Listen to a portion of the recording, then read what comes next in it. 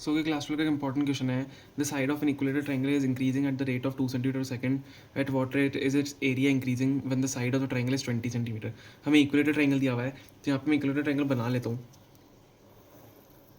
ठीक है, अब इक्विलेटरल ट्रायंगल ऐसा होता है।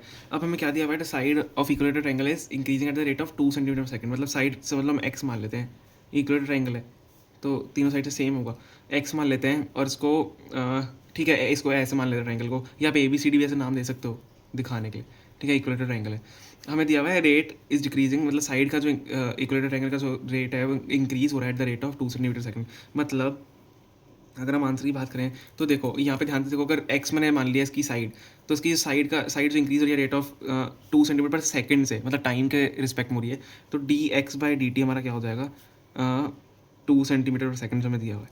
ठीक है, अब हमें क्या दिया हुआ है, at what rate is its area increasing when the side of the triangle is 20 centimetre. हमें एरिया का रेट ऑफ इंक्रीज निकालना है when side of triangle is 20 centimetre, मतलब एक्स, मतलब हमें निकालना है एक्स एट एक्स 20 सेंटीमीटर पे एरिया निकालना है। एरिया इंक्रीज कितना हो रहा है, मतलब d A by d t मान लेते हैं एरिया को। ठीक है, हमें ये निकालना है D A by d T. अब आपको बताना चाहिए ट्राइंगल का, इक्विलेटरल ट्राइंगल का एरिया क्या होता है। इक्विलेटरल ट्राइंगल का एरिया क्या होता है, इक्विलेटरल ट्राइंगल का एरिया होता है, ध्यान रखना इसको, इंपॉर्टेंट है, ए मान लो इसको, इज इक्वल टू √3/4x²। ठीक है, ये ट्राइंगल का, इक्विलेटरल ट्राइंगल का एरिया होता है, इसको रट लो क्योंकि क्वेश्चन आते हैं। √3/4x² ट्राइंगल का, इक्विलेटरल ट्राइंगल का एरिया होता है।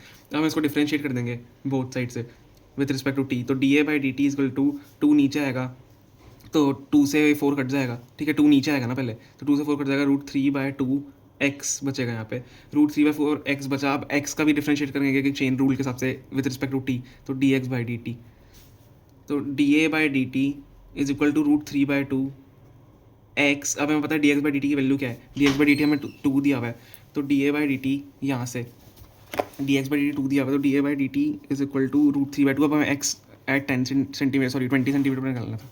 ठीक है, एक्स 10 है शायद, एक्स 20 सेंटीमीटर पर।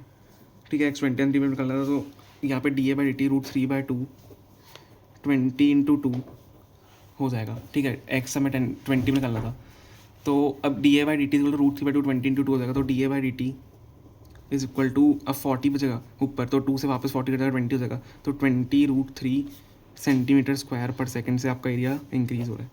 ठीक है, यही आपका आंसर था, ईजी था।